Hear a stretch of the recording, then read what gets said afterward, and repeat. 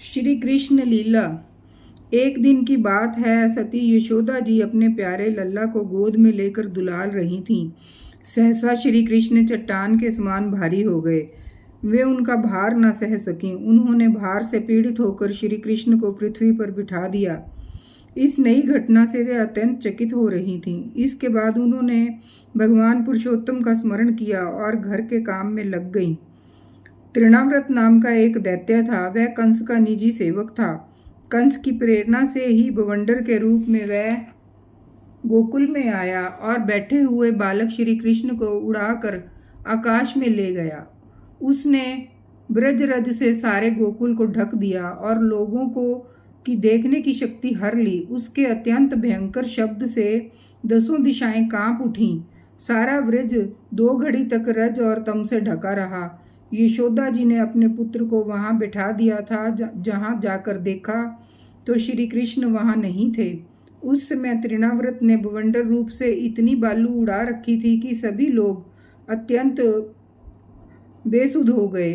उन्हें अपना पराया कुछ भी नहीं सूझ रहा था।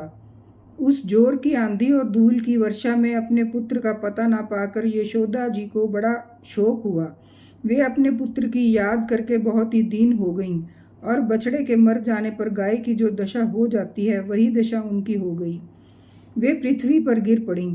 बवंडर के शांत होने पर जब धूल की वर्षा का वेग कम हो गया तब यशोदा जी के रोने का शब्द सुनकर दूसरी गोपियां वहां दौड़ आईं। नंद नंदन श्याम सुंदर श्री कृष्ण को ना देखकर उनके हृदय में भी बड़ा संताप हुआ। आंखों से आंसू की धारा बहने लगी। वे फूट फूट कर रोने लगीं। इधर तृणाव्रत बवंडर रूप से जब भगवान श्री कृष्ण को आकाश में उठा ले गया तब उनके भारी बोझ को ना संभाल सकने के कारण उसका वेग शांत हो गया। वे अधिक चल ना सका। तृणाव्रत अपने से भी भारी होने के कारण श्री कृष्ण को नीलगिरी की चट्टान समझने लगा। उन्होंने उसका गला ऐसा पकड़ा कि वह उस अद्भुत शिशु को अपने से अलग नहीं कर सका। भगवान ने इतने जोर से उसका गला पकड़ रखा था कि वह असुर निश्चेष्ट हो गया। उसकी आंखें बाहर निकल आईं, बोलती बंद हो गई, प्राण पखेरु उड़ गए और बालक श्री कृष्ण के साथ वह ब्रज में गिर पड़ा।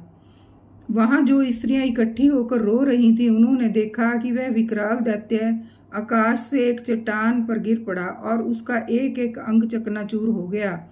ठीक वैसे ही जैसे भगवान शंकर के बाणों से आहत हो त्रिपुरासुर गिर कर चूर चूर हो गया था। भगवान श्री कृष्ण उसके वक्ष स्थल पर लटक रहे थे। यह देखकर गोपियां विस्मित हो गईं। उन्होंने झटपट वहां जाकर श्री कृष्ण को गोद में लिया और लाकर उन्हें माता को दे दिया।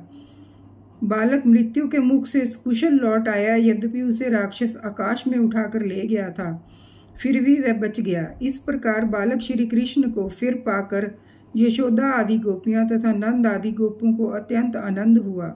वे कहने लगे, अहो ये तो बड़े आश्चर्य की बात है।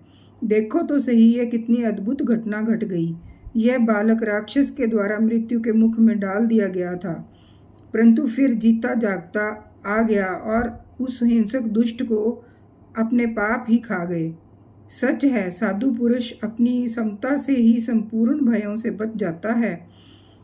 हमने ऐसा कौन सा तप, भगवान की पूजा, प्याऊ पोसला, कुआ बावली, बाग बगीचे आदि पूर्त, यज्ञ, दान अथवा जीवों की भलाई की थी जिसके फल से हमारा ये बालक मरकर भी अपने स्वजनों की सुखी करने के लिए फिर लौट आया। अवश्य ही ये बड़े सौभाग्य की बात है। जब नंद बाबा ने देखा कि महावन में बहुत सी अद्भुत घटनाएं घटित हो रही हैं तब वे आश्चर्यचकित होकर वासुदेव जी की बात का बार बार समर्थन करने लगे। एक दिन की बात है, यशोदा जी अपने प्यारे शिशु को अपनी गोद में लेकर बड़े प्रेम से स्तनपान करा रही थीं। तब वे वात्सल्य स्नेह से इस प्रकार सरोबार हो रही थीं कि उनके स्तनों से अपने आप ही दूध झरता जा रहा था। जब वे प्रायः दूध पी चुके और माता यशोदा उनके रुचिर मुस्कान से युक्त मुख को चूम रही थीं, उसी समय श्री कृष्ण को जम्हाई आ गई और माता ने उनके मुख में यह देखा। उसमें आकाश, अंतरिक्ष, ज्योतिर्मंडल, दिशाएं, सूर्य, चंद्रमा, अग्नि, वायु, समुद्र, द्वीप, पर्वत, नदियां, वन, समस्त चराचर प्राणी स्थित हैं। अपने पुत्र के मुंह में इस प्रकार से ऐसा सारा जगत देखकर मृग शावक नयनी यशोदा जी का शरीर कांप उठा। उन्होंने बड़ी बड़ी आंखें बंद कर लीं। वे अत्यंत आश्चर्यचकित हो गईं।